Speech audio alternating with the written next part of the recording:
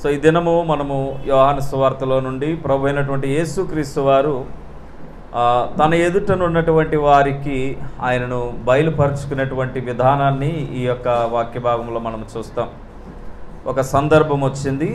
ఆ సందర్భంలో మరి ప్రభు అయినటువంటి యేసుక్రీస్తు వారు ఆయన బయలుపరుచుకుంటూ ఉంటున్నాడు.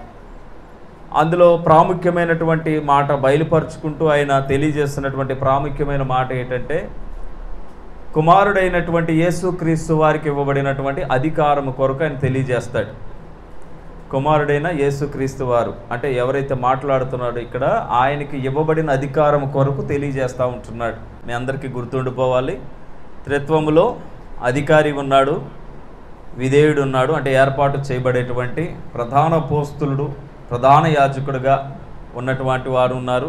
ఇక మూడోది సహకారి, అంటే పాపములోనికి వెళ్లకుండా పరిశుద్ధతలో నిలిచి ఉండగలిగేటట్టు సహాయము చేయగలిగే పరిశుద్ధాత్మ అనగా సహకారి కూడా త్రిత్వములో మూడిట్లో అట్టి మూడు క్యారెక్టర్ని కలిగి ఉన్నారని మనం మాట్లాడుకుంటూ ఉంటున్నాం.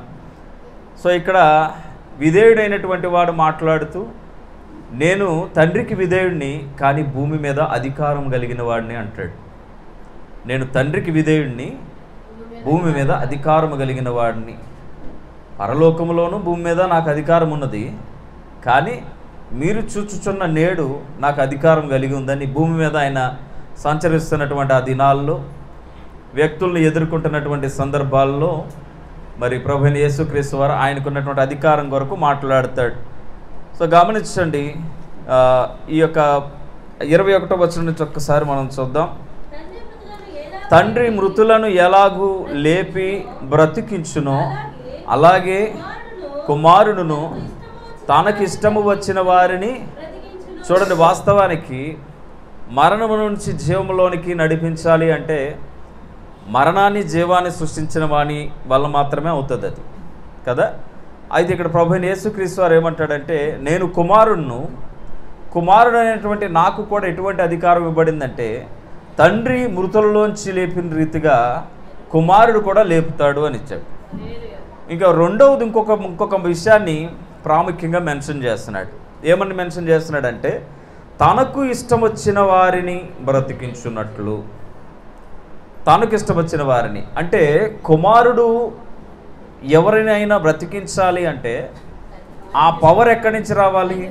తండ్రి దగ్గర నుంచి రావాలి. అయితే కుమారుడు బ్రతికించడానికి కుమారునికి ఇష్టం అవ్వాలి, కుమారుడికి ఇష్టమైన వాడు తండ్రికి ఇష్టం అవ్వాలి. మీకు అర్థమవుతుందా? సబ్జెక్ట్ అర్థమవుతుందా? కుమారునికి ఇష్టమైన వాడు తండ్రికి ఇష్టడై ఉండాలి. ఇక్కడ మరలా డిఫరెంట్గా చూడకండి.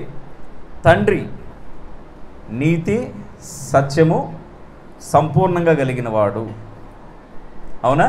మనం ఏం మాట్లాడుకున్నాం? తండ్రి నీతిని సత్యమును సంపూర్ణంగా కలిగిన వాడు. ఆయన నీతి తప్పడు. ఆయన పార్షాలిటీగా పక్షపాతము చూపించేటువంటి దేవుడు కాడు.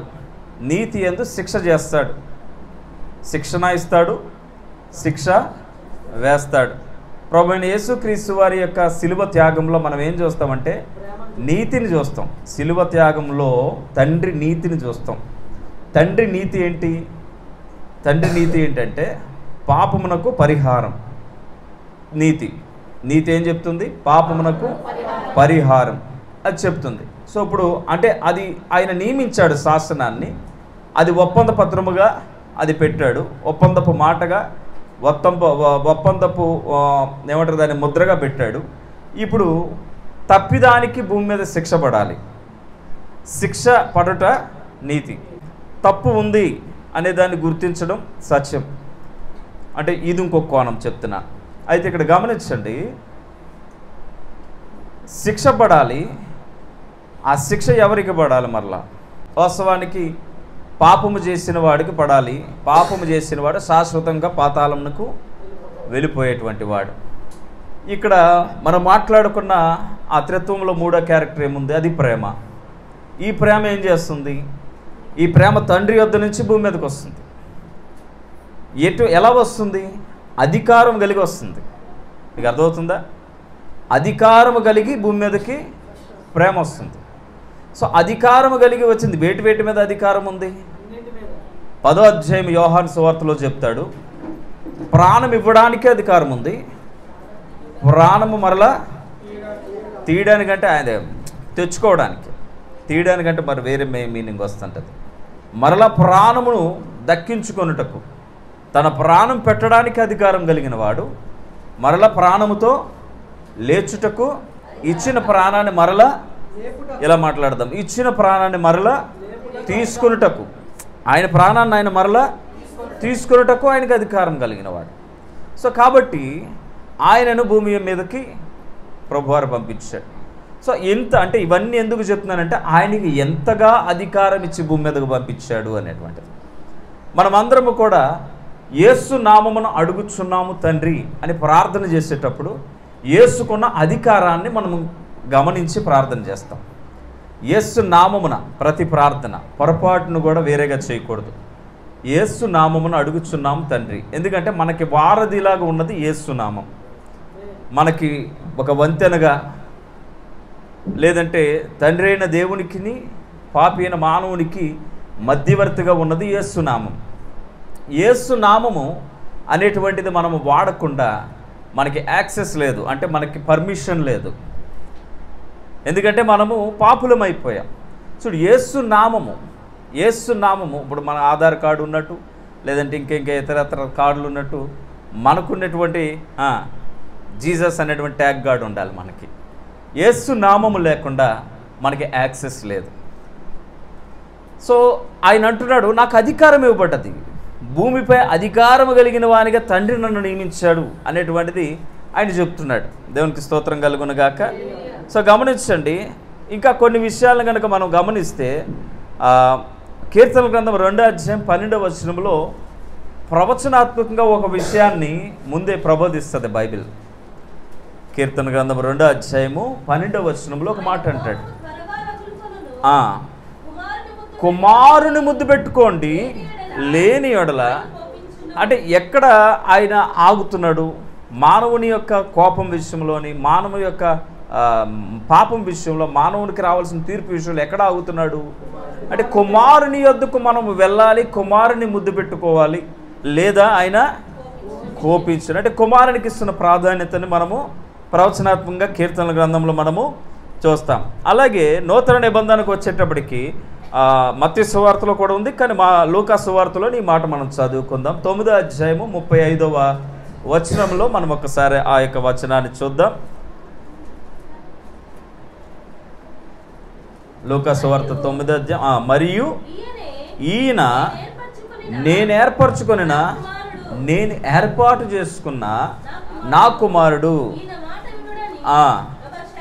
ఒక శబ్దము ఆ మేఘములో నుండి పుట్టెను. స్తోత్రం.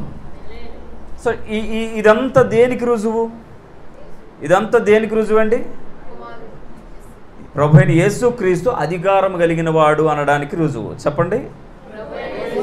ప్రభువైన యేసుక్రీస్తు ఆయన సమస్తము పైన అధికారము కలిగిన వాడు అనడానికి రుజువు ఇది.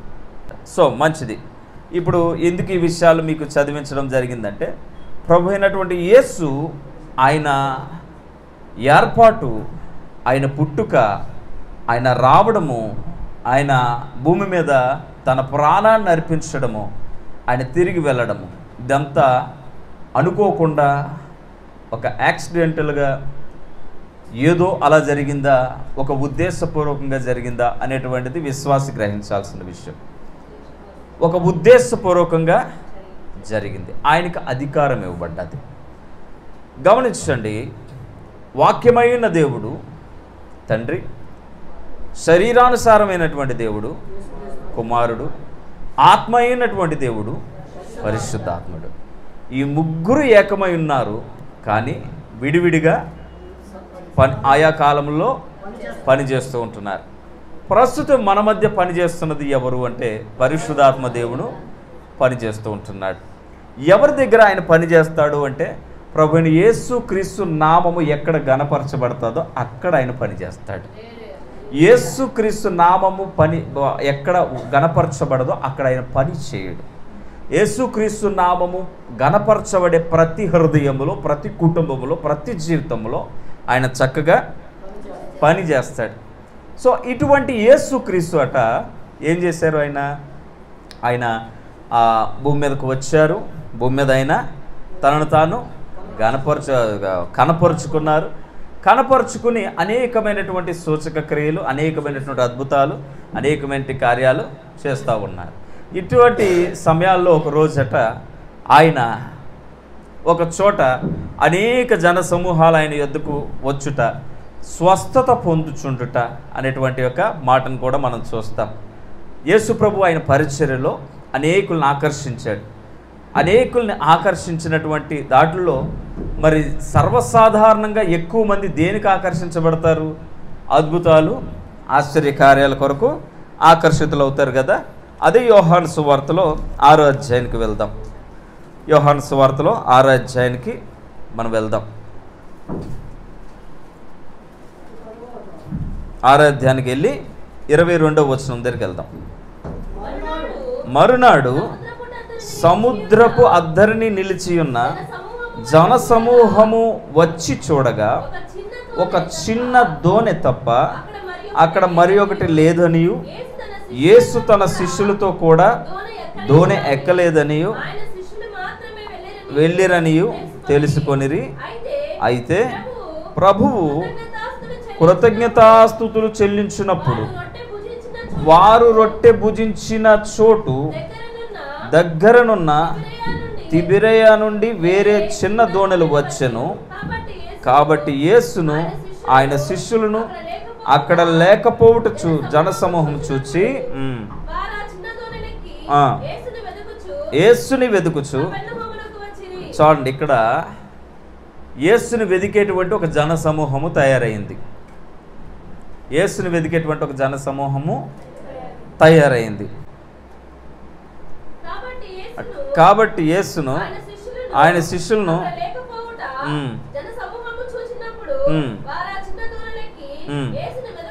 వెతుకుచు కపెర్నహూమునకు వచ్చిరి. సముద్రపు అద్దరిని ఆయనను కనుగొని, బోధకుడా నీవెప్పుడు ఎక్కడికి వచ్చితువని అడుగగా, ఇప్పుడు యేసు ప్రభు ఆ జన సమూహాలతో మాట్లాడుతున్నాడు. మీరు సూచనలను చూచుటకు వలన కాదు గాని రొట్టెలు భుజించి తృప్తి పొందుట వలననే నన్ను వెతుకుచున్నారని మీతో నిశ్చయముగా. చూడండి, ఇక్కడ యేసుని వెతుకుతూ వస్తున్నటువంటి ఒక గుంపు మనకు కనిపిస్తూ ఉంటుంది. ఎంతలా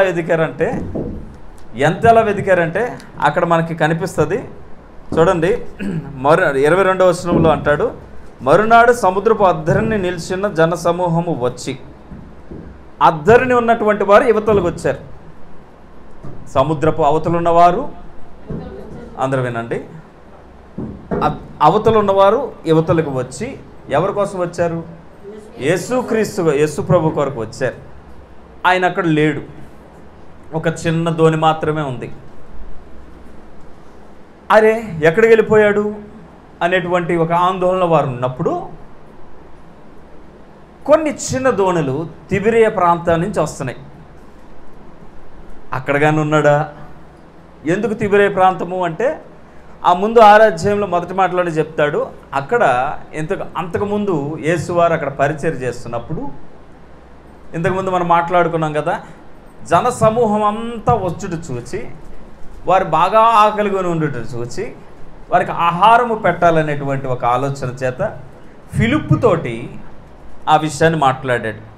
వారికి ఏదైనా పెట్టవచ్చు కదా అన్నప్పుడు ఫిలిప్పు లెక్కలు చూసుకున్నాడు. తర్వాత అక్కడ గొప్ప సమూహం ఉంది. సమూహం మధ్య అంద్రియ ఒక చిన్నవాని దగ్గర 5 రొట్టెలు 2 చిన్న చేపలను కనుగొనడము, దానికి ఆకాశము వైపు కృతజ్ఞతాస్తుతులు చెల్లించి వాటిని అనేక వేల మందికి ప్రభువారు ఆహారం ఆ పూట పెట్టి భోజనం ద్వారా తృప్తిపరిచి వారిని పంపించడము, ఇదంతా జరిగింది కదా. ఇదంతా తలపోసుకొని తిబిరియా ప్రాంతంలో కానీ మళ్ళీ అక్కడ కానీ ఏమైనా ఉన్నాడా అని ఆలోచన కూడా చేస్తే అక్కడ కూడా లేడని తెలిసింది. ఎక్కడ ప్రభువారు అక్కడ కూడా ఎక్కడ ఇంతకుముందు కృతజ్ఞతాస్తుతులు చెల్లించి రొట్టెలు విరిచినటువంటి ప్రాంతంలో ఏమైనా దొరుకుతాడా అంటే అక్కడ కూడా వీళ్ళు గుర్తున్న ప్రాంతం అదొకటే ఓ మాటగా చెప్పాలంటే అక్కడ కూడా లేడు. తర్వాత ఆయన కపెర్నహూములో ఉన్నాడని తెలుసుకుని అక్కడికి వచ్చారు. 24వ వచనం, కాబట్టి యేసును ఆయన శిష్యులను అక్కడ లేకపోవడం చూచి జనసమూహము చూచినప్పుడు వారు ఆ చిన్న దోణిలెక్కి యేసును వెదుకుచూ కపెర్నహూమునకు వచ్చిరి. సముద్రపు అద్దరిని ఆయనను కనుగొని. సో మొత్తానికి యేసుని కనుగొన్నారు. యేసుని కనుగొని ఇక్కడికి ఎప్పుడు వచ్చావయ్యా బోధకుడా, ఇక్కడికి ఎప్పుడు వచ్చావు?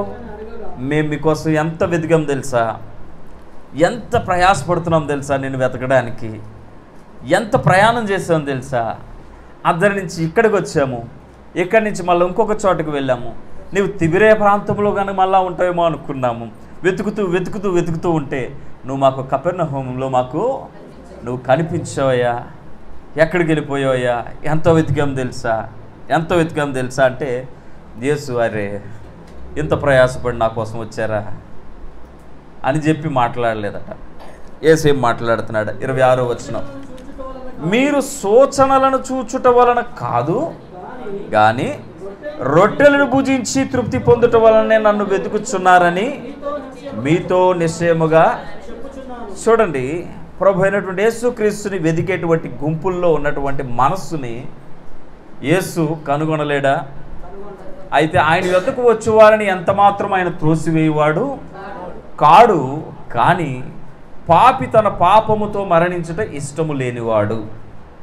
ఏమంటాడు? ఆయన యొద్దకు వచ్చేవారిని ఎంత మాత్రము తృణీకరించేటువంటి స్వభావము గలవాడు కాడు, కానీ పాపి తన పాపముతో మరణించుట ఇష్టము లేనటువంటి వాడు. ఫస్ట్ మనం ఒక విషయం కొరకు మాట్లాడుకున్నాం. ఆయన ఒక పర్పస్తో వచ్చాడు. ఎటువంటి పర్పస్తో వచ్చాడని ఒక మాట చెప్తాడు. తండ్రి బ్రతికించగలడు, అదే అధికారం నాకును ఇచ్చాడు. నేను నా తండ్రి బ్రతికించినట్లే కుమారుడు అనబడుతున్న నేను నాకు ఇష్టమైన వారిని బ్రతికించుటకు వచ్చాను అంటాడు. ఎవరు ఆయనకి ఇష్టమైన వారు? తండ్రి. ఎవరు ఆయనకి ఇష్టమైన వారు అంటే తండ్రికి ఎవరు ఇష్టమో ఈయనకి వాళ్ళే ఇష్టం. ఇక్కడ మళ్ళీ లింక్ ఉంటుంది. ఎవరు యేసుకి ఇష్టమైన వారు? తండ్రికి ఎవరు ఇష్టమో యేసుకు వాళ్ళే ఇష్టం. నీకు ఇప్పుడు అర్థమవుతుందా? ఇప్పుడు తండ్రికి ఎవరు ఇష్టమో కుమారునికి ఎవరు ఇష్టమో తండ్రికి వాళ్ళే ఇష్టం. మరి చెప్పమంటారా? ఎవరు యేసుకి ఇష్టమో అంటే తండ్రికి ఎవరు ఇష్టమో యేసుకి వాళ్ళే ఇష్టం. ఇప్పుడు యేసుకి ఎవరు ఇష్టమో అంటే తండ్రికి ఎవరు ఇష్టం అంటే యేసుకి ఎవరు ఇష్టమో తండ్రికి వాళ్ళే ఇష్టం. అంటే చూడండి, ఇప్పుడు ఈ తండ్రి కుమారుని యొక్క క్యారెక్టర్స్ కలిసి పనిచేస్తున్నాయా లేవా? కలిసి త్రిత్వము ఏకత్వములో భిన్నమైనటువంటి క్యారెక్టర్స్ని డివైడ్ చేసుకుంటూ పని చేయడం అనేటువంటిది మనం గమనిస్తున్నాం కదా. దేవునికి స్తోత్రం కలుగును కాక. సో ఇదొక పర్పస్ తోటి ప్రభు అయినటువంటి యేసుక్రీస్తు వారు భూమి మీదకి వచ్చాడు. భూమి మీదకి వచ్చినటువంటి యేసుక్రీస్తు వారి యొక్క దినాలలో అనేకులు ఆయనను వెంబడించారు. వెంబడించినటువంటి వారి మనస్థితిని తిరిగి యేసు 26వ వచనంలో మాట్లాడుతూ అంటాడు, మీరు సూచనలు చూచుట వలన మీరు నన్ను వెంబడించట్లేదు కానీ. సూచనలు అంటే సైన్స్. ఏం సైన్స్? సైన్స్ అంటే ఆ సైన్స్ కాదు, సిగ్నల్స్ అంటారు. సైన్ అంటే సూచన. ఏం సూచనలు ఆయన చెప్తుంది? దైవిక సూచన. ఆయన మాట్లాడేది దైవిక సూచన కొరకు మాట్లాడతాడు. మనము సమరయ స్త్రీ కోసం మాట్లాడుకున్నాం. ఆమెకి ఏ సూచన చూపిస్తాడు? సూచన మాట్లాడతాడు. చెప్పండి, ఆమెకి ఏ సూచన కోసం మాట్లాడతాడు? నిత్య జీవము, జీవజలము, స్థిరమైన ఆరాధన, స్థిరమైన పర్వతము, ఉన్నత స్థలములు, వీటన్నిటి కోసం మాట్లాడుతుంటున్నప్పుడు మెస్సయ్య వస్తాడు మాకు చెప్తాడని ఆమంటే ఆ మెస్సయ్యని నేనే అంటాడు. అక్కడ ఆ మెస్సయ్యని నేనే అంటే అక్కడ కూడా ఏం చెప్తున్నాడు? అది తండ్రి యొద్ద నుంచి రాబోతున్నటువంటి ఒక కుమారుడు. దైవ కుమారుని గురించి సమరయ స్త్రీ దగ్గర మాట్లాడాడు. ఆయన కాలములో, ఆయన పరిచర్య కాలంలో ఆయనకి ఎదురైనటువంటి ప్రతి ఒక్కరి దగ్గర ఆయన ఆ సూచనలు మాట్లాడుతూ వస్తున్నాడు. కొందరు వచ్చి నేను నిన్ను అమితంగా ప్రేమిస్తున్నాను అని వచ్చిన ప్రతి ఒక్కరి దగ్గర కూడా ఆయన చాలా చక్కగా మాట్లాడినట్టుంది. ఒక ధనవంతుడైన యవనస్తుడి దగ్గర కూడా చాలా చక్కగా మాట్లాడతాడు. నువ్వంటే నేను నిన్ను వెంబడిస్తాను, నేను నీతోటే ఉంటాను అంటే, నువ్వు నన్ను వెంబడించాలంటే ముందు ఒకదాన్ని వెంబడించడం మానేయాలి అన్నట్టు చెప్తాడు. ఏంటంటే, నీ ధనమును నీవు అమ్మి బీదలకిచ్చి నన్ను వెంబడించు. ఎవడైనాను నన్ను వెంబడింపగోరిన యెడల తనను తాను ఉపేక్షించుకుని వెంబడించాలి. అంటే ఒకటి, ఈ విషయాలను ఎందుకు చెప్తున్నాడు? అక్కడ సమరయ స్త్రీకి కానీ, ఇక్కడ యవనస్తుడికే కానీ, నికోదేముకే కానీ, వీళ్ళందరికీ ఏం చెప్తున్నాడంటే, మీరు నా యొద్దకు వచ్చినప్పుడు నా యొద్ద అధికారం ఉందని గుర్తించి రావాలి అంటాడు. ఏమంటాడు? నా యొద్ద అధికారం ఉందని గుర్తించి రావాలి అంటాడు. సో గుర్తించకుండా మనం వెంబడిస్తే ఎలా ఉంటుందంటే, యేసు ప్రభు దగ్గర నుంచి వచ్చేటువంటి ఆ సాక్ష్యం ఎలా ఉంటుందంటే, మీరు భుజించుటకు తప్ప జీవించుటకు వచ్చిన వారు కారు. సో అది స్ట్రైట్గా చెప్తున్నాడు. మీరు సూచనలను చూచుట వలన కాదు కానీ రొట్టెలు భుజించి తృప్తి పొందుట వలననే నన్ను వెతుకుచున్నారని మీతో నిశ్చయముగా చెప్పుచున్నాను అని అంటున్నాడు. తర్వాత, క్షయమైన ఆహారము కొరకు కష్టపడకుడి, నిత్య జీవము కలుగ చేయు అక్షయమైన ఆహారము కొరకు కష్టపడుడి. క్షయమైన ఆహారము కొరకు కష్టపడకుడి కానీ, అక్కడ మనం చదువుకుంటూ వెళ్ళిపోదాం. క్షయమైన ఆహారము కొరకు కష్టపడకుడి కానీ నిత్య జీవము కలుగు చేయు ఆహారం కొరకు కష్టపడుడి. మనుష్య కుమారుడు దానిని మీకు ఇచ్చును. ఇందుకై తండ్రి అయిన దేవుడు ఆయనకు ముద్ర ఇక్కడ మళ్ళీ ఏం చెప్తున్నాడు? ఆయనకు ముద్ర వేసి ఉన్నాడంటే ఏం చెప్తున్నాడు? అధికారము. కుమారునికి ఏముందట? చూడండి ఎన్ని యాంగిల్స్లో చెప్తున్నాడు, ఎన్ని సైన్స్ ఇస్తున్నాడు, ఎన్ని సూచనలు చెప్తున్నాడు. అధికారం. నేను వచ్చిన కారణం ఏంటో తెలుసా? ఏమనుకోకండి. సంఘం యొక్క కారణం ఏంటో తెలుసా? ప్రేమ విందులు మనం చేసుకుంటాం, కానీ ప్రేమ విందు కొరకు కాదు మనం. మీకు అర్థమవుతుందా? ప్రేమ విందులు చేసుకోవాలి, కానీ ప్రేమ విందు కొరకు కాదు మనం. క్రిస్మస్ విందు చేసుకోవచ్చు, కానీ క్రిస్మస్ విందు కొరకు కాదు మనం. ప్రతి సందర్భానికి ఒక భోజన వసతిని మనం పెట్టుకోవచ్చు, కానీ దాని కొరకు కాదు మనం. యేసు ప్రభువే భోజనం పెట్టాడు. అసలు భోజనం పెట్టాలని ఆలోచన ఎవరికీ లేదు అక్కడ. ఒకవేళ ఆకలితో ఉన్నారు మౌనంగా ఉన్నారు. ఇక్కడ ఫుడ్ అనే టాపికే లేదు అక్కడ. కానీ ఆహారం అనే టాపిక్ తీసుకొచ్చిందే యేసు ప్రభు వారు. కానీ ఇప్పుడు ఏమంటున్నాడు తెలుసా? అది ప్రధానం కాదు అంటాడు. మరి ఏది ప్రధానం? నిత్య జీవం. చదవండి, అది ఏమంటున్నాడు మళ్ళా? క్షయమైన ఆహారము కొరకు కష్టపడకుడి కానీ నిత్య జీవము కలుగు చేయు అక్షయమైన ఆహారము కొరకే కష్టపడుడి. మనుష్య కుమారుడు దానిని మీకు ఇచ్చును. ఇందుకై తండ్రి అయిన దేవుడు ఆయనకు ముద్ర వేసి ఉన్నాడని చెప్పాను. ఇక్కడ కొంచెం గ్యాప్ ఇచ్చి ఇప్పుడు సబ్జెక్ట్ ఇప్పుడు ఎడగలుగుతుంది మళ్ళా. వారు మేము అంటే నువ్వు ఎక్కడ ఏది అర్థమవుతుంది మనకి? వారు అప్పుడు తిరిగి మళ్ళీ వారు మాట్లాడుతున్నారు. వారు మేము దేవుని క్రియలు జరిగించుటకు ఏమి చేయవలనని ఆయనను అడుగగా, మేము దేవుని క్రియలను జరిగించుటకు ఏమి చేయాలని అడుగగా, ఆయన పంపిన వాని యందు విశ్వాసముంచుటయే దేవుని క్రియ. అంటే ఇప్పుడు మనుషులు అద్భుతాల వైపు మనస్సు పెట్టాలా, అద్భుతము చేయువాని వైపు మనస్సు పెట్టాలా? ఈ సత్యం మనకు తెలుసు. అద్భుతాల వైపు మనసు పెట్టాలి, అద్భుతం చేయువాని వైపు మనసు పెట్టాలంటే ఇది నేటికి మనకు తెలుసు. కానీ మనుషులు ఇంకా ఎక్కడ ఉంటున్నారు? అద్భుతం ఎక్కడ జరుగుతుంది? ఈ రోజుకి కూడా దేవుని యొద్దకు వచ్చేటువంటి వారు ఫిజికల్ నీడ్స్ తోటే వస్తున్నారు తప్ప. ఒక దైవజనుడు మన అంటున్నాడు, దేవుని యొద్దకు వచ్చేటప్పుడట ఎంప్టీ హ్యాండ్స్తో వస్తారట. దేవుని యొద్దకు వచ్చాక ఆ ఎంప్టీ హ్యాండ్స్తో ఉన్నప్పుడు వాళ్ళ ప్రేయర్ కూడా చాలా పవర్ఫుల్గా ఉంటుందట. వినండి, దేవుని యొద్దకు వచ్చిన తర్వాత వాళ్ళ ప్రార్థన, అంటే వాళ్ళు పూర్తిగా ఎంప్టీగా ఉన్నారు కాబట్టి పూర్తిగా నిమగ్నం అంతా దేని మీద ఉంటుంది? పూర్తిగా ఫోకస్ అంతా దేవుని మీద ఉంటుంది. ఒక్కసారి దేవుని వలన వారు దీవించబడిన తర్వాత దేవుని కూడా దొరకకుండా పోతారట. అంటే ఎవరు ప్రధానమవుతున్నారు ఇప్పుడు ఇక్కడ?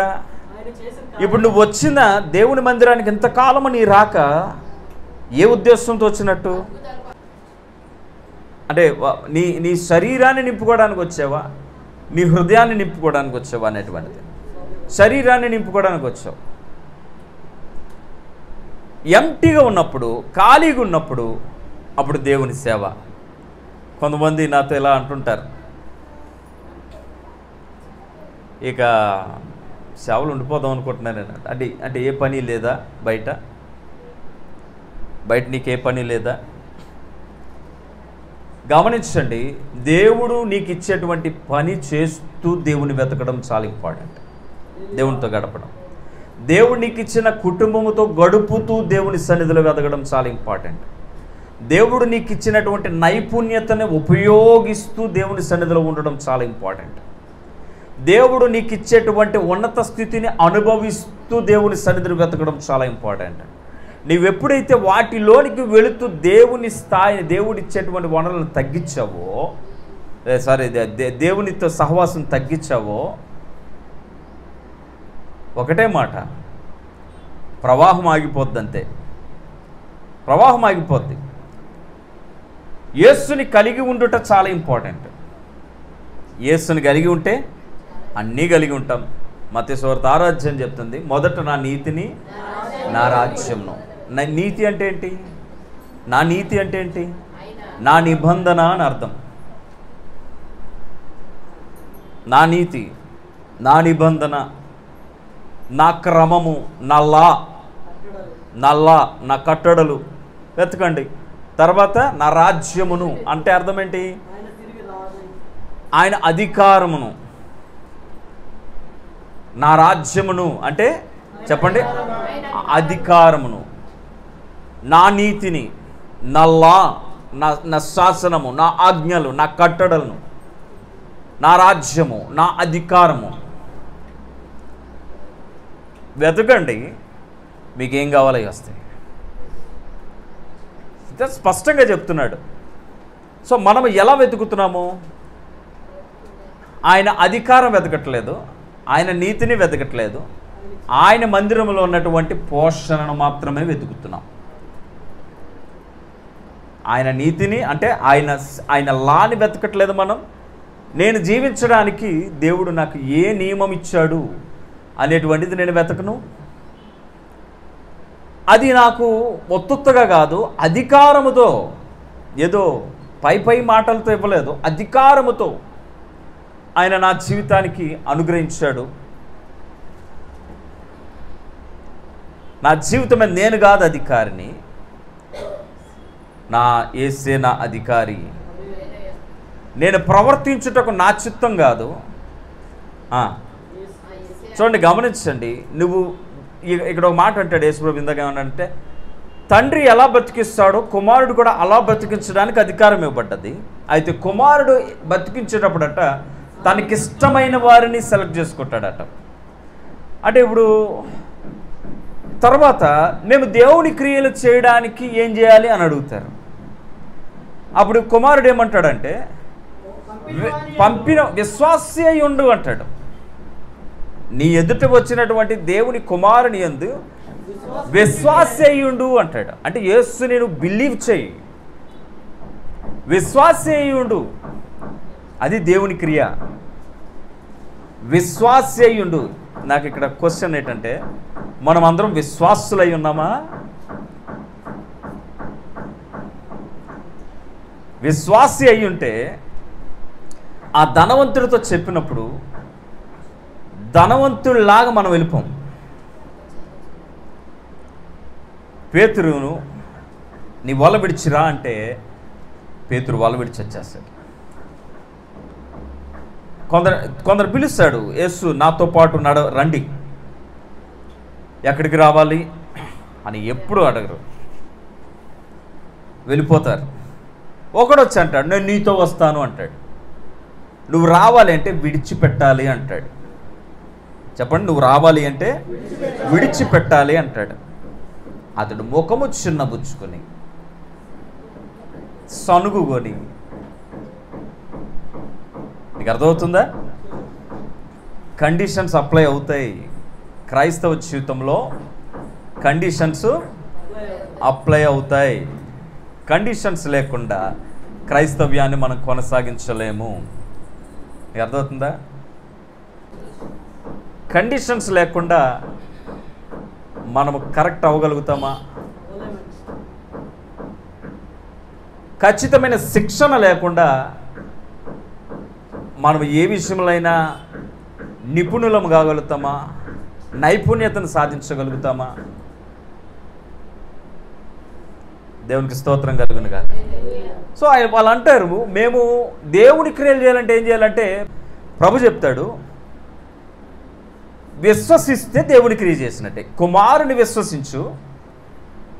మరి మేమంతా నిన్ను వెతుక్కుంటూ, తెప్పలు కట్టుకుంటూ, బోట్లు కట్టుకుంటూ నువ్వు ఎక్కడున్నావు మేము ఎంతసేపు వెతిగా, మరి మేము నమ్మి కాదా అంటే 26వ వచనంలో అంటాడు, మీరు వచ్చింది రొట్టెల కొరకే కానీ సూచన అంటే దైవికమైన స్థితిని మీరు గుర్తించి రాలేదు. మీకు అర్థమవుతుందా అండి? అధికారమును మీరు గుర్తించి రాలేదు.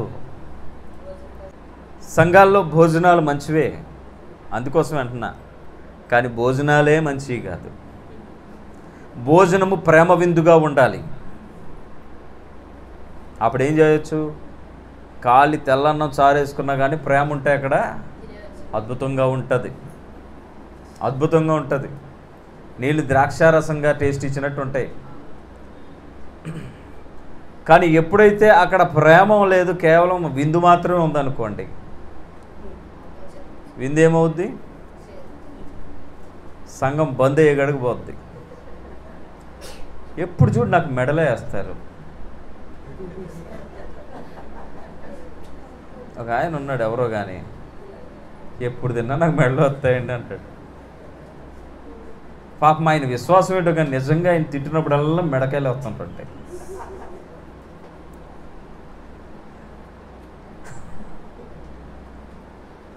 విందుల్లో మనకు వచ్చేటువంటి కష్టం ఏంటి? నేనంటే ఇష్టం లేదు, మళ్ళీ ఎదుటోడు ఆకుని చూడడం, ఇవన్నీ ఎందుకు అంటే ఇక్కడ ఎవరిని నేను కించపరచట్లేదు, ఎవరిని తప్పుగా అంటలేదు. జరుగుతున్నటువంటి విషయాలు వాస్తవికతని మీ ముందు పెడుతున్నాను. ఉంటుందా లేదా? కొన్నిసార్లు బయటికి మాట్లాడడం, కోపం వచ్చి వీడు మెడాడతాడని చెప్పి కోడిని తెచ్చుకుని ఇంట్లో వండుకొని తినేస్తుంటాడు. ఒక్కోసారి కసితో మాట్లాడి మెడాడతాడా, ఇదిగో నేను తొడదంటున్నాను అన్నట్టు ఉంటుంది మాట. వాస్తవానికి ప్రభు గారు అంటాడు, క్షయమైన అక్షయమైన ఆహారాలు ఉన్నాయి భూమి మీద. మీ ముందుకి 5 రొట్టెలు 2 చేపలు తీసుకొచ్చిన వాడిని నేనే. అలాగే నిత్య జీవమును గూర్చినటువంటి అద్భుతమైన సమాచారాన్ని తీసుకొచ్చేవాడిని నేనే. అయితే ఇక్కడ ఇంకొక విషయాన్ని మాట్లాడదాం మనం. వీరేం చేస్తున్నారు తెలుసా? ఇక్కడ ప్రభు వారితో మాట్లాడుతూ తర్కిస్తూ ఉంటున్నారు కొన్ని విషయాల్ని. వీరికి ఎంతవరకు వాక్యం తెలుసో అంతవరకే మాట్లాడతారన్నమాట. చూద్దాం తర్వాత ఏమంటున్నాడు చూద్దాం. వారు అంటే మళ్ళీ మాట్లాడుతున్నారు. అంటే ప్రభువారు వారు వేసిన క్వశ్చన్కి మేము దేవుని క్రియ ఏం చేయాలంటే ఏం చెప్పాడు? విశ్వాసం ఉంచండి కుమారుని యందు, మీరు దేవుని క్రియ చేసినట్టే.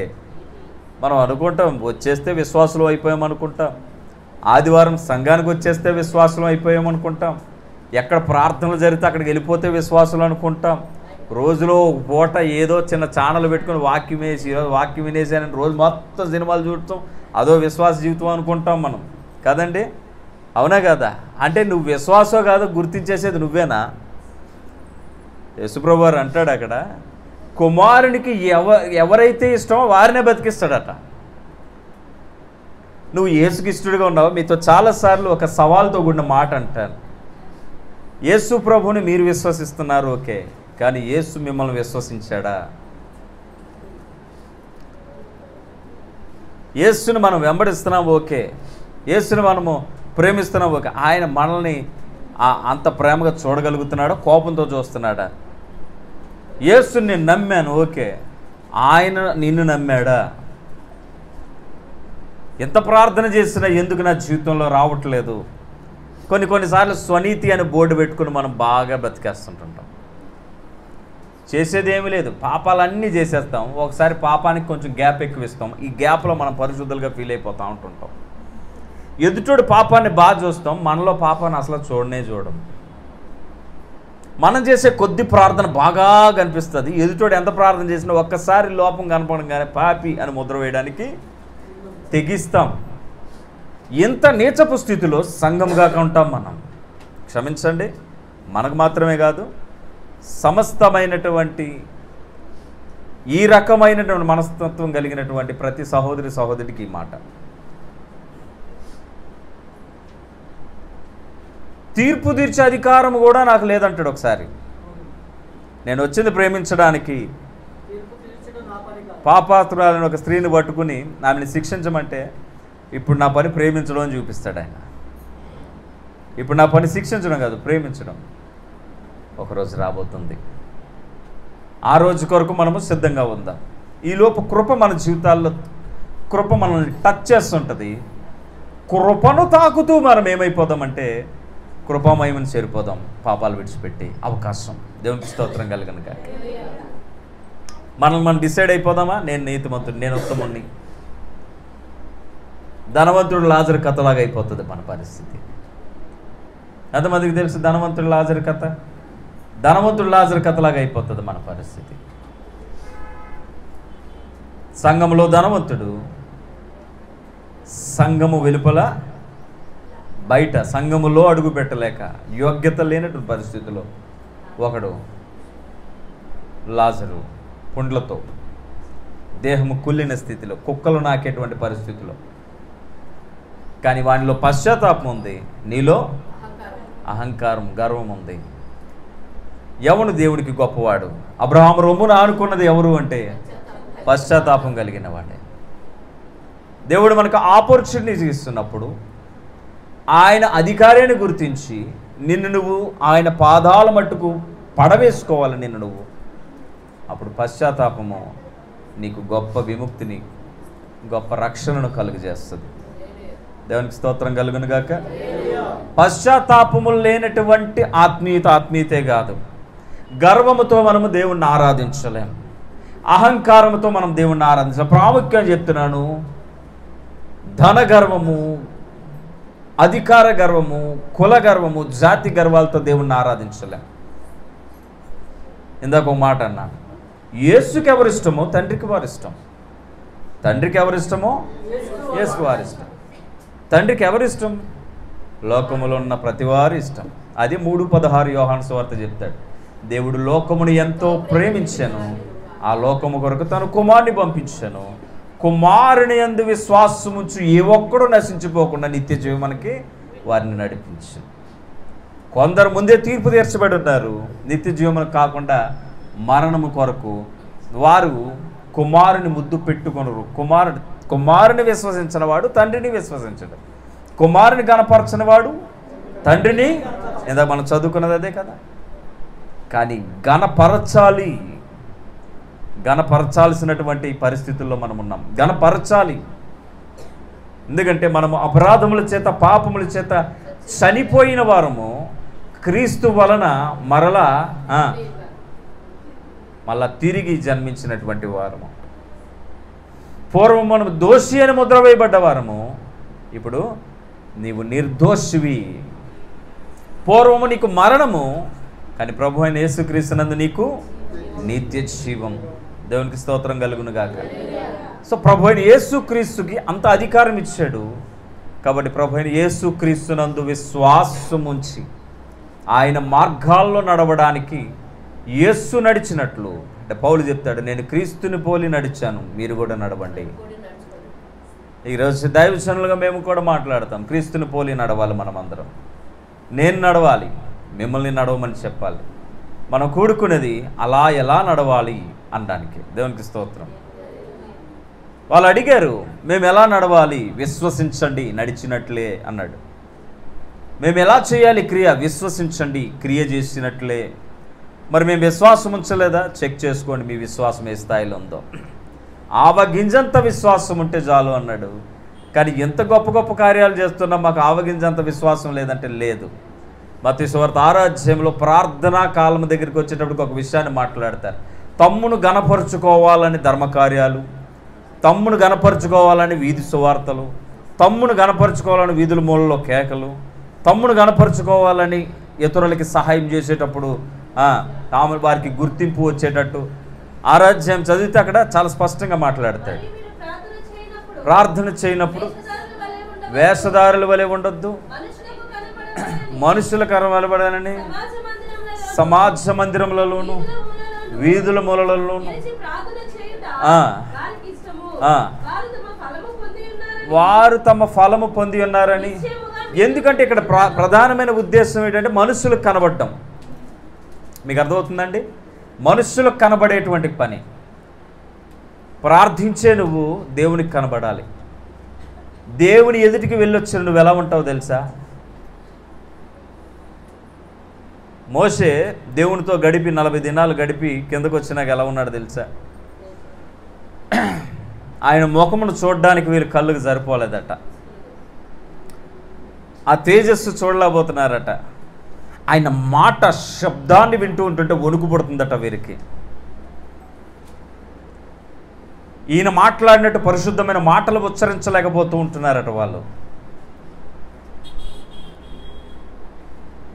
మోషే వాళ్ళతోటే ఉన్నాడు, కానీ వాళ్ళని విడిచి ప్రభు సన్నిధికి వెళ్ళి 40 దినాలు గడిపి కిందకు వచ్చేటప్పటికి అంతకుముందు వాళ్ళతోటే ఉన్న మోషేని వీరు తాకలేకపోతూ ఉంటున్నారు, వీరు మాట్లాడలేకపోతూ ఉంటున్నారు, ఆయనను కాదనలేకపోతూ ఉంటున్నారు. ఎందుకంటే ఏ డీల్ అయినా నేను మోషేతో చేసుకుంటానంటాడు దేవుడు. ఏమంటాడు? ఏ డీల్ అయినా నేను మోషేతోటే చేసుకుంటాను, మీరు దూరంగా ఉన్నాను అంటాడు. దగ్గరికి వచ్చారా కాలిపోతారు, దగ్గరికి వచ్చారా బూడిదైపోతారు. ఎందుకంటే నేను మహాపరిశుద్ధుడను, పాపము నన్ను తాకితే నిలవలేదు. మోషేకి ఒక్కడికి అవకాశం. ఎందుకంటే మోషే దేవుని సన్నిధికి వెళ్ళి పవిత్రపరచబడ్డాడు, పరిశుద్ధపరచబడ్డాడు, దేవుని స్వభావాల చేత నింపబడుతూ ఉంటున్నాడు, దేవుని మాటలకు లోబడిన వాడుగా మారిపోయాడు, దేవుని ప్రేమ చేత నింపబడ్డాడు, దేవుడి శాసనముల చేత నింపబడ్డాడు, దేవునికి విధేయుడిగా మారిపోయాడు, దేవుడితో మాట్లాడగలిగేటువంటి ఒక అద్భుతమైనటువంటి అర్హతను సంపాదించుకున్నాడు. ఈ భూమి మీద ఉన్నటువంటి శాశ్వత సుఖాలన్నింటిని విడిచిపెట్టేసుకున్నాడు, ఆహారం విడిచిపెట్టుకున్నాడు, మనుషులతో టైం పాస్ విడిచిపెట్టేసుకున్నాడు.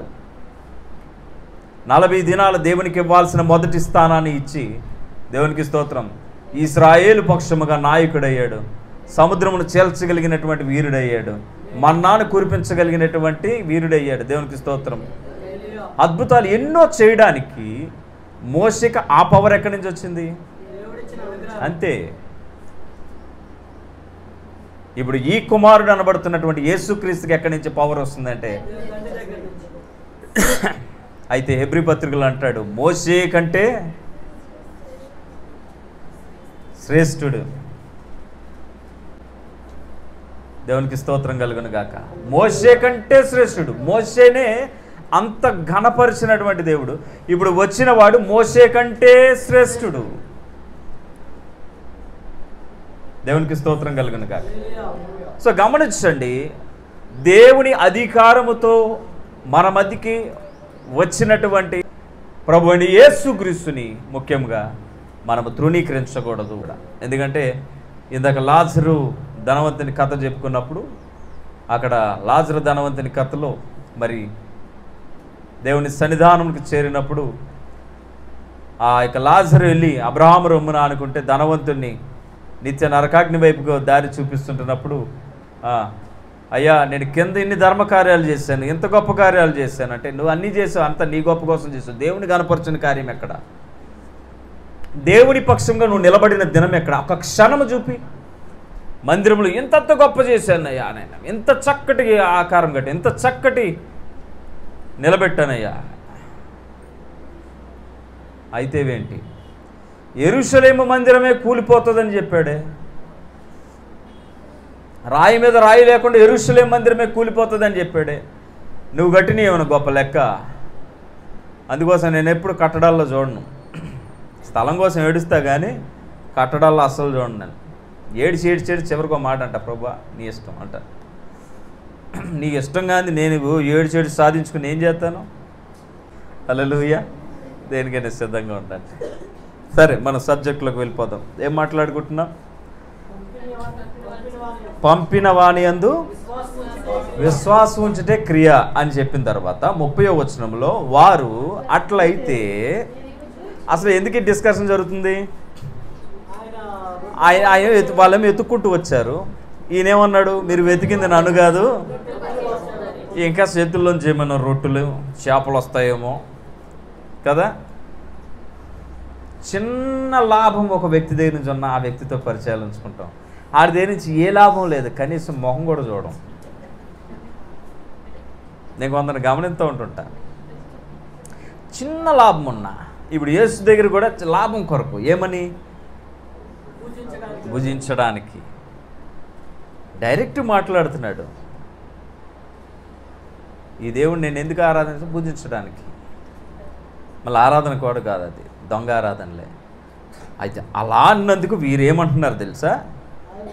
అట్లయితే మేము చూచి నిన్ను విశ్వసించుటకు ఏ సూచక క్రియ? మళ్ళా వీళ్ళు ఇప్పుడు స్టార్ట్ చేయాలి. మళ్ళీ వీళ్ళ కొరకు ఏ సూచక క్రియ చేయుచున్నావు? ఏమి జరిగించున్నా అంటే, ఇప్పుడు నేను విశ్వసించాలంటే నువ్వు మాకు ఏదైనా చూపించు అంటే, ఎంతకాలం ఏం చూసి వెంబడించావు? ఓపెన్ అయిపోతున్నారు ఇప్పుడు వీళ్ళు. నీకు అర్థమవుతుందా? ఓపెన్ అయిపోతున్నారు. ఎంతకాలం అంటే, ఇంతసేపు ఆ బోట్లు వేసుకొని ఆ ఏరియాలకి ఈ ఏరియాలకి ఎందుకు తిరిగినట్టు? మరి ఏం చూసి తిరిగారు ఇప్పుడు దాకా? ఇప్పుడు యేసుప్రభు చెప్పింది అబద్ధమా?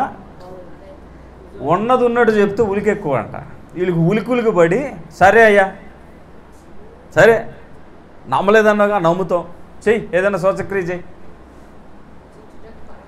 అరే, ఆ తెబెరే ప్రాంతంలో రొట్టెలు తిన్నప్పుడు అది సూచక్రియ కాదా? ఏమండి? అంటే తిన్నది అరిగిపోయింది. ఇప్పుడు ఫ్రెష్గా నువ్వు బిలీవ్ కోసం, అంటే విశ్వాసం కోసం ఇప్పుడు మాట్లాడుతున్నావు కాబట్టి ఇప్పుడు చెయ్యి చూద్దాం. ఎంతకాలం మేము చూడలేదు, అయిపోయిందిలే అంటే నీ కొరకు మళ్ళా రెడీగా ఉండాలి. రెడీ టు టటా అనగానే టేబుల్ పెద్ద అయిపోవాలి, ఫుడ్ పట్ట వచ్చేయాలి. అదే ఆయన నమ్మించుకునే పని. చూడండి, మనిషి ఎంత అవివేకంగా ఉంటాడు. దేవుని యొద్దకు వచ్చేటప్పుడు ఎంత అవివేకంగా ఉంటాడు.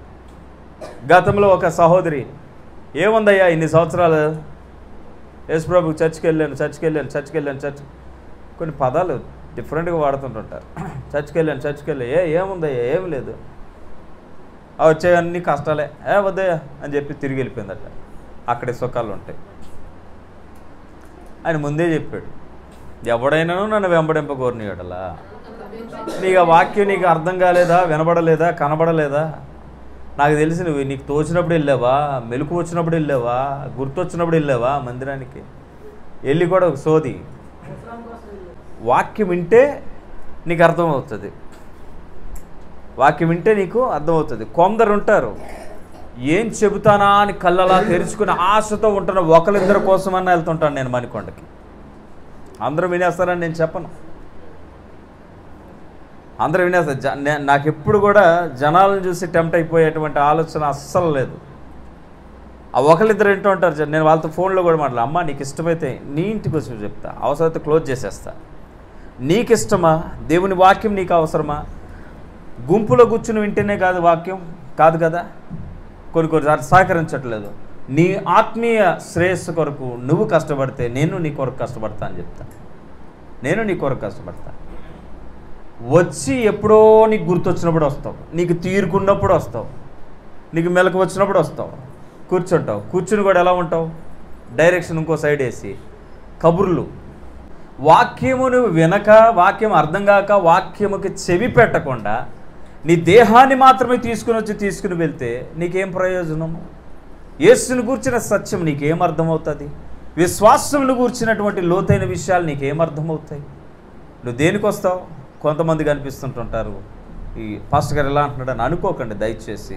నేను అందుకోసం ఎవరికైనా ప్రేయర్ పెట్టుకుంటున్నప్పుడు నేను ఒక మాట అంటాను, అమ్మ ప్రార్థన పెట్టుకుంటున్నప్పుడు విశ్వాసులను పిలవండి, లేదా మీ కుటుంబంతో పాటు మీ స్నేహితులు ఒక కుటుంబాన్ని పిలవండి. కొద్దిమంది కూర్చొని ఎక్కువ వాక్యాన్ని మాట్లాడుకుందాం, డైరెక్ట్గా అప్రోచ్ అవుదాం. మనం ఇంట్లో ప్రార్థన పెట్టుకుని ఏదో జాతరలాగా పండగలాగా చేస్తాం. కొంతమంది మెల్లగా ప్రార్థన అయిపోయి వస్తుంటారు భోజనానికి. దానివల్ల నీకు కానీ వాళ్ళకి కానీ ఏమైనా ఒరిగిందా? నువ్వు ఒకవేళ భోజనం పెట్టాలనుకుంటే పిలిచి ఒకరోజు సమృద్ధిగా పెట్టేసే, నో ప్రాబ్లం. కానీ పరిచర్యను అవమానించుకు, నువ్వు వాక్యాన్ని అవమానించుకు. నువ్వు ఈ మధ్య దేవుని ఎరిగినటువంటి వారు కూడా భోజనాలకు వస్తారు, అప్పుడు దాకా పనులకు తిరుగుతూ ఉంటుంటారు. వాక్యం వద్దా నీకు? కలిసి ఆరాధించాల్సిన మనసు లేదా నీకు? అక్షయమైన దాన్ని వెతుకు అంటాడు. వితండ ప్రశ్నలు, విచిత్ర ప్రశ్నలు యేసు సరిచేయాలని చూస్తున్నాడు. వారికి ఉన్నటువంటి చమత్కారాన్ని వాడుతూ మాట్లాడుతున్నారు. దేవుని క్రియ చేయాలంటే మేము ఏం చేయాలి? విశ్వసించయ్యా, దేవుని క్రియ చేసినట్టే. తర్వాత ఏమంటున్నాడు?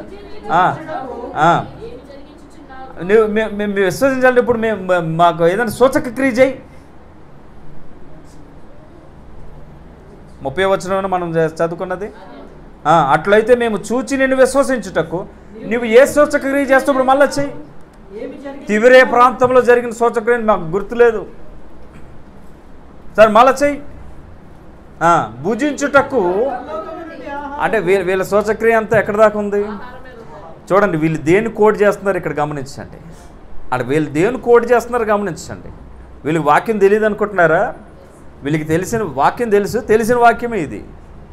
ఏం కోడ్ చేస్తున్నారు చూడండి. భుజించుటకు పరలోకము నుండి ఆయన ఆహారము వారికి అనుగ్రహించను అని వ్రాయబడినట్టు. ఏం చెప్తున్నారు? వీళ్ళకి కనబడుతుంది, దేవుని వాక్యం తీస్తే ఇదే కనబడుతుంది. కొన్నిసార్లు కళ్ళు మూసుకు ఇలా తెస్తుంటారు బైబిల్.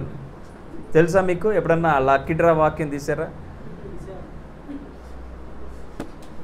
అలాగే కొన్నిసార్లు బైబిల్ మనం ఎప్పుడు తెరిచినా అలవాటు పడ్డ ప్లేస్లోనే మనం కరెక్ట్గా ఓపెన్ చేస్తాం. వాగ్దానాలు ఎక్కడున్నాయో తెలుసు మనకి, ప్రామిసెస్ ఎక్కడుంటాయో తెలుసు, హెచ్చరికలు ఎక్కడుంటాయి. హెచ్చరికల వైపు ఎప్పుడు వెళ్ళాం కాబట్టి బాగా తెలిసింది ఎక్కడ? నీవు అడుగు పెట్టు దేశమును నీకు స్వాస్థ్యముగా ఇచ్చేద్దాను, ఇంకా దాచబడిన ధననిధులను నీకు అనుగ్రహించేదను, ఇంకా చెప్పండి. కొన్ని వాగ్దానాలు ఉంటాయి కదా. నిన్ను ఆశీర్వదిస్తాను, నీ త్రోవల్లో తోడుగా ఉంటాను, నీ పిండి పిసుకు రొట్టెలో నువ్వు పిసక్కుండానే రొట్టెలు పెడతాను. సో అన్నీ ఇవే.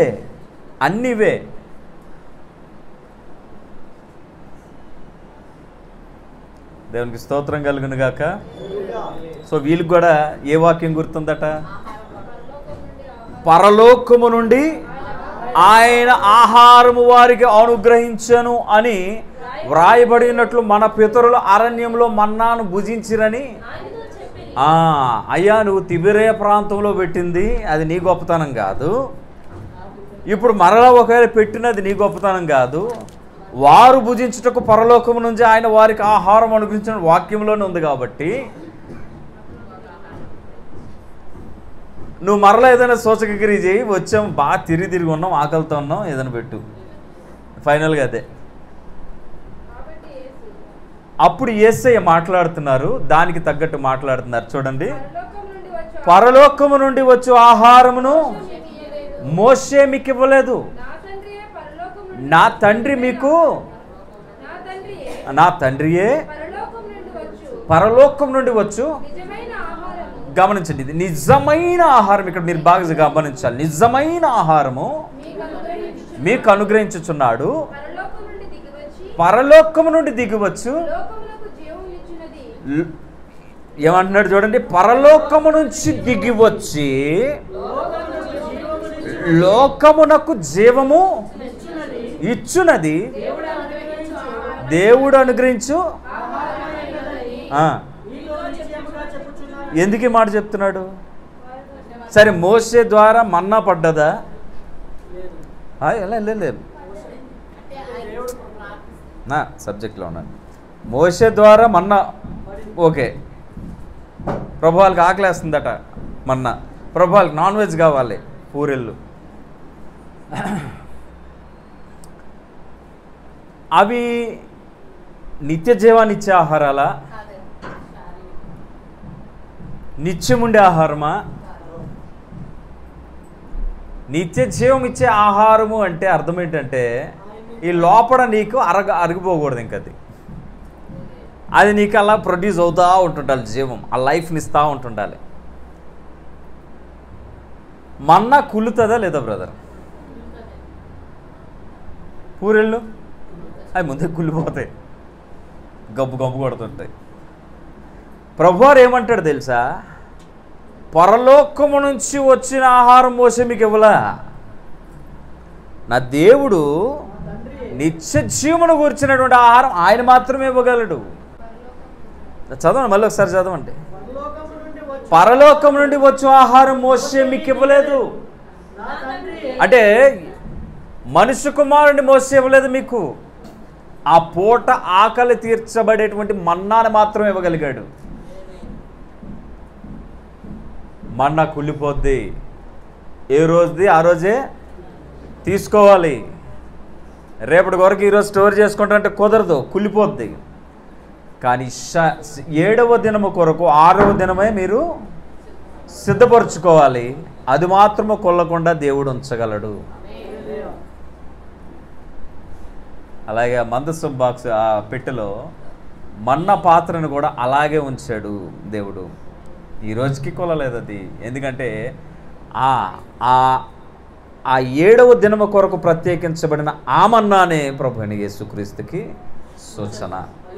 అది కొల్లదు. ఎండిన దానిలోంచి చిగురు పుట్టింది చూసారా, ఆ చిగురే యేసుక్రీస్తుకి సూచన. అది ఎండదు. దేవునికి స్తోత్రం కలుగును గాక. ఆ యొక్క తండ్రికి ఇష్టమైన రీతిగా జీవించి చూపించాడు చూసాడా, ఆ శాసనములే ఆ యొక్క 10 ఆజ్ఞల పట్టికే ప్రభువైన యేసుక్రీస్తుకి సూచన. వాటిని ఎన్నడూ అయినా మీరలేదు. తండ్రికి ఇష్టమైన కుమారుడిగా ఆయన జీవించాడు. అందుకోసమే ఈయన నా ప్రియ కుమారుడు, ఈయన యందు నేను ఆనందించుచున్నానని ప్రభువారి కొరకు మాట్లాడగలిగాడు. తర్వాత ఆయన నామమందు ప్రార్థన చేయువారి జీవితాల్లో ఆయన మేలు చేస్తాడు. ఆయన నామము ఎలా పడితే అలా ఉచ్చరించువానిలో కాదు. యేసు నామము విశ్వాసమించి ఉచ్చరించడం వేరండి, మతానుసారంగా అలవాటు ప్రకారంగా ఉచ్చరించి ప్రార్థన చేయడం వేరు. మరలా చెప్తున్నాను, యేసు నామమును విశ్వాసముతో ఉచ్చరించి ప్రార్థన చేయడం వేరు, అలవాటు ప్రకారంగా యేసునామంలా. ఆయన నామము అధికారం కలిగిన నామము. ఆయన నామమును ఉచ్చరించేటప్పుడు జాగ్రత్త, కేర్ఫుల్. మీ మాట, ఈ నాలుక యేసు నామాన్ని ఉచ్చరిస్తుంది, అబద్ధము మాట్లాడుతుంది. అందుకోసం యేసు నామానికి ఉన్న పవర్ ఈ నాలుగు ఉండదు. అందుకోసం మీరు ప్రార్థన చేసినప్పుడు ప్రతిఫలం రాదు. వెచ్చగానైనా ఉండు, చల్లగానైనా. నువ్వు వెచ్చగా ఉంటే ఉమ్ము వేయబడతాం. నువ్వు వెచ్చగా ఉండకూడదు. దేవునికి స్తోత్రం కలుగును గాక. సో మనం ఏం నేర్చుకుంటున్నామంటే ఆ పరలోకము నుండి వచ్చేటువంటి ఆహారము గాను, పరలోకము నుంచి పంపబడినటువంటి అధికారి గాను, పరలోకమును మనకి కనెక్ట్ చేయగలిగేటువంటి ఒక అవకాశము గాను యేసు నామము మనకుంది. దేవునికి స్తోత్రం కలుగును గాక. సో ఆ యేసు శరీరధారి అయి కృపా సత్య సంపూర్ణుడుగా మన మధ్యకి వచ్చాడు. నీతి సత్యము కలిసినటువంటి దేవునిలో వాటిని మించి ప్రవహించగలిగే ప్రేమ కూడా అందులో ఉంది. ఆ ప్రేమ చేత మన యొద్దకు వచ్చి మనకి తండ్రిని పరిచయం చేస్తుంది ఆ ప్రేమ. ఆ పరిచయం చేసే ప్రక్రియలో ఈ లోకము ఆయనను అంగీకరించలేదు. ఆయనను అంగీకరించలేని క్రమంలో ఆయనను శిక్షించింది. ఆయన శిక్షించుట తండ్రికి ఇష్టమైంది. ఎందుకు శిక్షించుట ఇష్టమైందంటే ఆయన రక్తంలో పాపం లేదు. పవిత్రమైన పరిశుద్ధమైన పరలోకపు తండ్రి యొద్ద నుంచి పంపబడినటువంటి రక్తము, ఆ రక్తము భూమి మీద చిందించుట వలన, భూమి పరిశుద్ధుని రక్తము వలన తడపబడుట వలన భూమి శాప విమోచన కలిగి ఉన్నది. కాబట్టి ప్రభువైన యేసుక్రీస్తు నామమునకు తండ్రి ఇచ్చిన విలువ నువ్వు కూడా ఇవ్వగలిగితే, యేసుక్రీస్తు పరిచర్యకు తండ్రి ఇచ్చిన విలువ నువ్వు కూడా ఇవ్వగలిగితే, యేసుక్రీస్తు యొక్క జనన మరణ పునరుద్ధానములకు తండ్రి ఇచ్చిన విలువ నువ్వు కూడా ఇవ్వగలిగితే నువ్వు నిజ క్రైస్తవుడే అవ్వగలుగుతావు. అది నువ్వు ఇవ్వలేనప్పుడు నువ్వు అవ్వలేవు. అప్పటి వరకు మనం అబద్ధికులుగానే మనం ఉండిపోతాం. మనం అలా ఉండకుండానట్లు దేవుడు మరి తన వాక్యంతో మనల్ని దీవించి ఆశీర్వదించునుగాక.